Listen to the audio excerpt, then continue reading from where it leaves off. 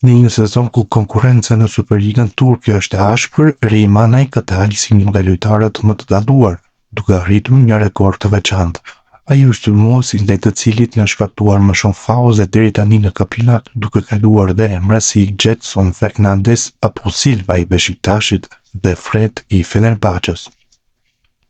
Në 25 ndeshje të luajtura Madrid e sheh veten në krye të tabelës duke fituar 72 faulla gjithsej dhe bashkë me 11 golet e tij këtë sezon po e bën atë një nga lojtarët më të rëndësishëm të Superligës.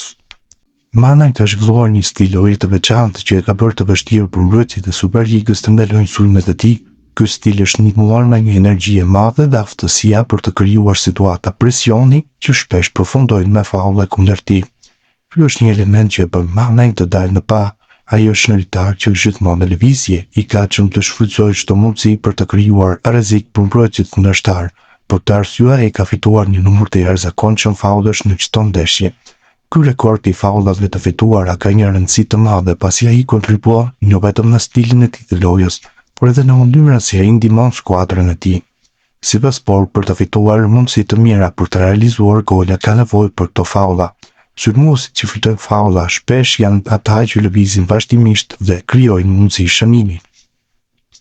Edhe pse nuk ka shumë që ka rinovuar me Sivassporin, Madrid do të jetë një emër i kërkuar në merkaton e verës, pasi disa klube turke kanë kërkuar edhe më herët shërbimet e tij, por mundësitë qëndrojnë edhe përjashtë Turqisë.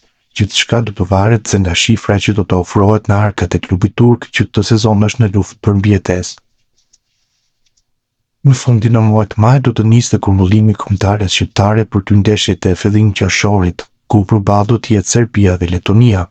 Madrid është një nga ata sulmues që Silvinho është mbështetur shpesh dhe një nga kandidatët më serioz për të udhëhequr sulmin e Shqipërisë.